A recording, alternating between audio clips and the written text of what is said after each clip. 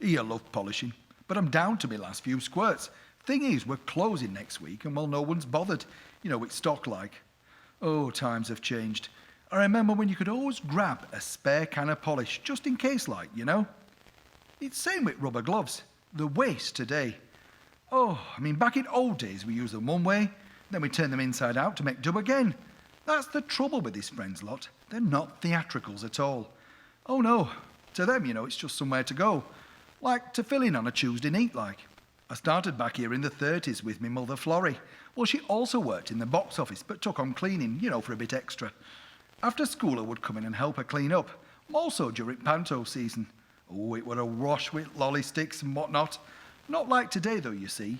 You could always tell the type of customer you'd got. I mean, down in the stalls it were all orange peel and pips and good fresh fruit. But up at God's, well, you found all sorts. Me man found someone's teeth once. God knows what they were eating. I love this place. I knew when I left school I wanted to work here. I mean, it were all glamour. Life at the Empire. We had all big stars here, you know. Oh yes, they've all sat right here. Yeah, on this seat. See this mark here on my mirror? Gracie Fields did that. Well, not actually her, but her husband. Foreign he was. And according to the gossip, he threw something at her and it chipped mirror. She offered to pay like, but I think the manager just let it pass. She were great though, Gracie. Always tipped everyone and was a true star. She was arrived, you know, in furs and never stopped fans. And we're not all like Gracie though, I can tell you. After I left school, I came here straight with my mum and he had a word with the manager. Mr. Norton. Big imposing bloke he were. Always looked down on you. Massive, so tall, but always beautifully turned out. He ran this place like it were his own. And while I had an interview with him up in the office, I knew I'd get the job. I mean, after all, I've been doing it virtually for years. Oh, and I did not start off cleaning, no. I was part of the backstage staff then. I think they called it a dresser. But really, my job was to get all the clothes from the cast and wash them every night, iron them mine too, and have them back in the dressing room prior to cast arriving. They were fun times, hard work, mine. I mean, you could not slack. And there were so many of us back then, a real team. I often wonder what happened to them all. Rita, Phyllis, Sissy. We were such a tight-knit team. They love this place as much as me, really.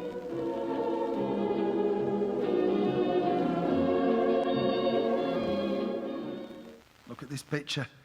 Danny Kay. He used to tell me when he came here I made the best tea in England. I liked him. He was a real star. He was just after war when he came over and he'd been in all them films. We tended not to get that many Hollywood stars here at the time. They tended to go down to Palace. Well, that were our rival, but I much preferred it here at the Empire. Anyhow, after Danny, we got 'em all. He was a card, though, I remember. He swapped places with me mum at box office once, and people were coming in to book tickets to see him. And he'd make awful comments about himself, and some of the people, you know, they never noticed they were being served by the one and only Danny Kaye himself. We all found that really funny, like. This dressing room here is the star dressing room. Everybody you can imagine has sat in this room and more besides. Mae West, Judy Garland, Marlene Dietrich. Oh, yes. We were all worried about her, really, being German and stuff. Plus, the war was still, you know, in many people's minds around here. But she did great business for us. Mr. Norden, our manager, he even gave her a mug that he'd had specially made. I think he was a bit smitten myself. Mae West, though, what a lady. She was getting on a bit when she got here, and she'd never let anyone get that close to her. I think she knew she were knocking on a bit and requested that the first 6 rows of the stalls be taken out so that people couldn't see her so clearly. Mr. Norton wasn't best pleased. I mean, he were counting cost. It was not cheap, though, to get her. I do remember she told people she did not want them to know about any of the cast's birthdays. You see, if you're in a big show and it's somebody's birthday, the star tends to have to buy them a present. Maybe like everyone else, she was just feeling pinch. After my mother left the box office, they offered me the job with a pay rise.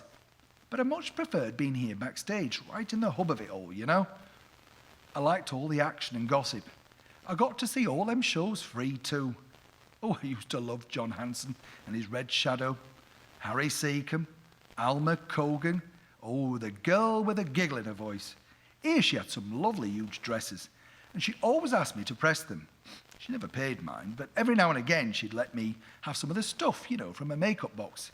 It were really good stuff too, all from London.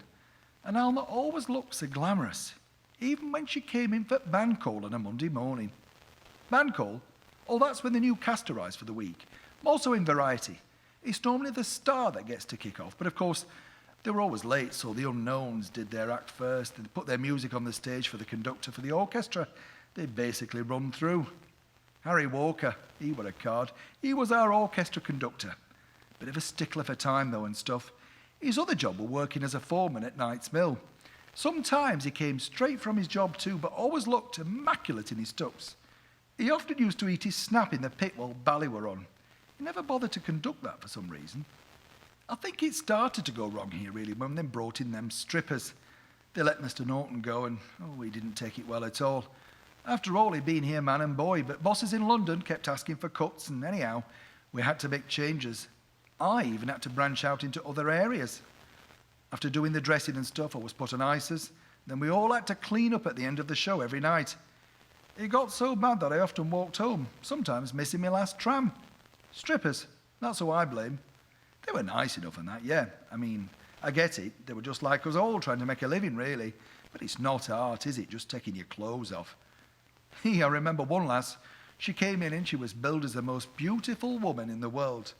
Well, lovely as she was, she were no Rita Hayworth. She often got booed. I did feel for her, I really did. Another idea they tried here at the Empire, Le Continental. Kind of like they had tables and chairs, and put a bit of cabaret on. Seemed a good idea, but not that much of a good idea when you got Mickey's Fish Bar next door, wafted in his smell of gravy and mushy pies. Hardly continental, is it? We battled on, though. We all thought the drought would be over. I mean, I did love it. We got some of them new rock and roll stars. Tommy Steele, he were a lovely bloke. All teeth and a real cockney, too. I felt for him, though, because as he went on, people just screamed and screamed, so no one could actually hear what he did. After him, it were more like a pop concert than a theatre. Marty Wilde, Cliff Richard, he were a lovely man. So shy and nothing like his stage persona at all. Of course, while I like the pop stars coming, that's when we lost our long-standing trade. You see, they just got fed up with all the screaming all the time. It were a sad day when we had to shut the gods. Mr. Norton would never have allowed it, but the council that owned the theatre. Well, health and safety stepped in and claimed it weren't safe. Plus, we had a huge hole in the roof. So when it rained, it were a bit upsetting for those sat up there, I suppose. But it did seem to me to be the beginning of the end. I mean, how hard would it have been just to patch up the roof? Then the hole got bigger all the time, to the point you could see right outside, and birds would start to get in, which played havoc for cleaners. Well, bird muck, is hard to shift off red seating. As I say, we close next week unless a miracle happens, but even though we've had a few here, I can't see it happening again. We're owned now by a trust, I ask you. It's a bunch of friends who fought to keep the place open, and fair dues to them, but they're not theatre people. It's just a night out for them. I saw one lady who comes in quite a bit. She thinks she's somebody like, because she waits on at local surgery during the day. She always comes straight from work in a nurse's uniform. She's not a nurse, though. While she suggests a coffee morning and maybe an art exhibition, as her daughter Miriam has come back from university and thinks displaying her fun with fabric work will bring people in. I ask you, I wonder what the likes of Al Reid and Tommy Trinder and Rob Wilton have to say about that. No, sadly, I think it's the end of the road for us. Miss it? Well, of course, but life goes on, right? I've had a word with Marlene, who works at the local co-op, and she's put in a word for me there. Cleaning?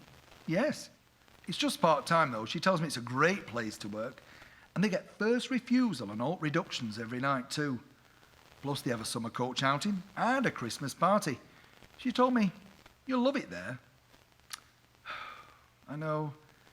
She thinks I'll miss this empty, drafty theatre. I smile and I nod like, but truthfully, I'd work here for nothing if they asked me. It's full of so many memories.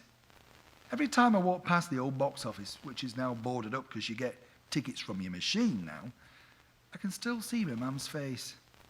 I do miss her. I shan't be back after tonight.